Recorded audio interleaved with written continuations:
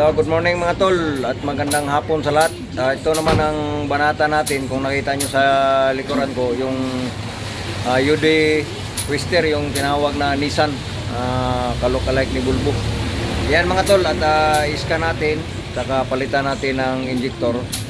Dahil sabi ng taga-kasa, yung sinupply na injector hindi daw umandar dito. Pero yung luma, andar. Ngayon, subukan natin. Para kasi yung injector na yan, plug and play lang yan eh. At samahan nyo ako mga tol. Ito unit na yan. Abli na ito pinas boss. UD Twister yan oh.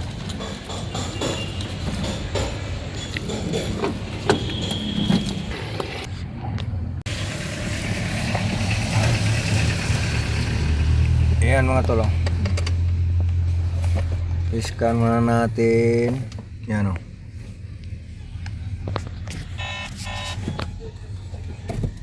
UD.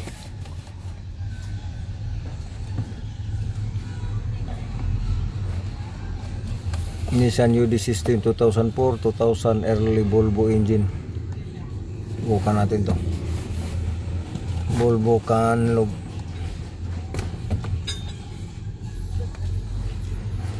Ba't wala siyang check engine?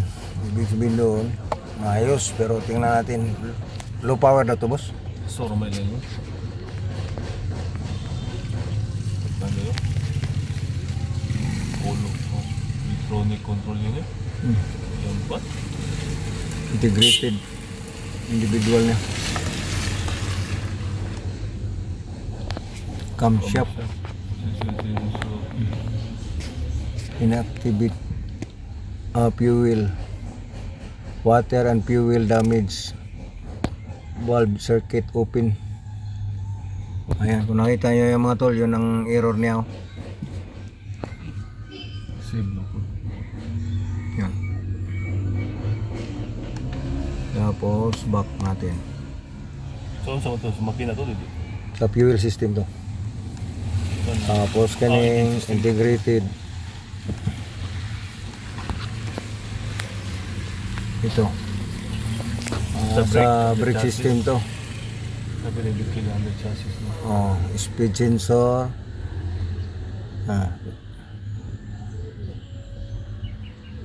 Importante mapandar natin yung bagong injector na binili mga tol. Pahuli natin yan na trouble. Tapos check lang natin yung iba. So ito telematic getaway, performance incorrect, first inactive communication, backbone. Yan mga tol. At check natin tong sa makina. Yan. General. Tsaka all. Select. Andar tayo.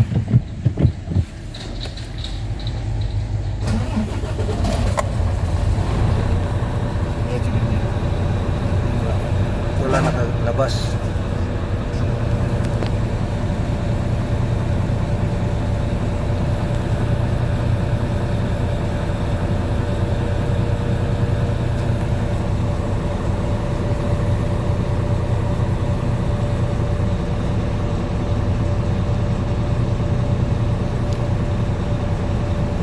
Ito yung binasa kanina yung isa, kaya titingnan natin mamaya.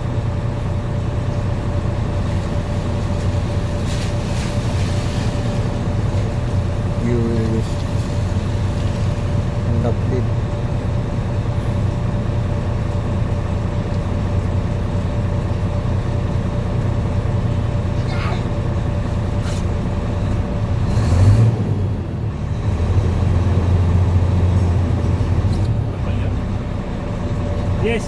Yes, pasok wala.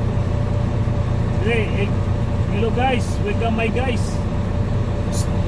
Itong rotation niya sa injector 1, negative 20, negative 1, negative 70, Hello guys. Positive. Anak ko na. 6 negative. Tapos Wala kita ko. Ha? Thank you. Wala kita ko. This daw sugot. Supply. Yes. Wala yung taon. Brand new sinop tayo.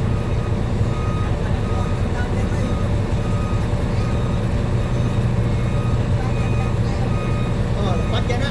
yun, titingnan natin tong 4. 6. Oh guys. Wala na. Hawak ko Gawin. Again! Ano again? Hawak mo babi. Mabigil. Guys! Hello guys! Welcome to my guys!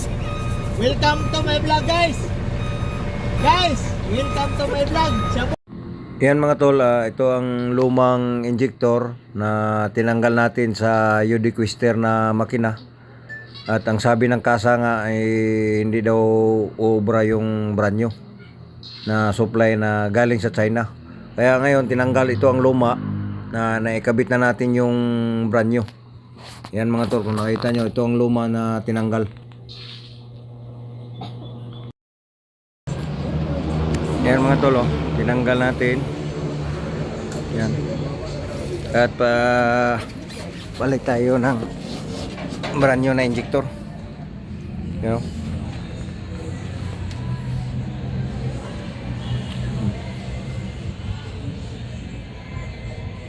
UD Twister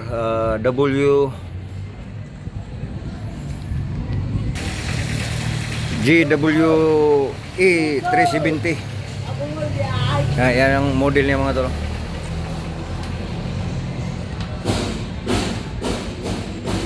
Palitan natin. At para mapa-under dahil low power, walang pwersa. Update ko kayo maya-maya mga tol pag may kabit natin at mapa-under. Kasi ang ano nila, usok daw to, tsaka walang pwersa. Yan mga tol, at naikabit na natin balik yung injector na bago. Kung nakita nyo, asa, insan. Guys, welcome to my vlog. Yan, kung nakita nyo, yung hindi pa naliguan ng asite. Yung iba, yan kung nakita nyo. Yan bagong kabit namin to, sa pinaandar kaya tumagsilk na dito. Lagyan lang natin ng cover dahil pinaandar natin, tatalsikan yung langis. Yan mga tol. At ito, surrender yung partner ko dahil ligo daw ng langis. Yan si pa rin GC. Yes.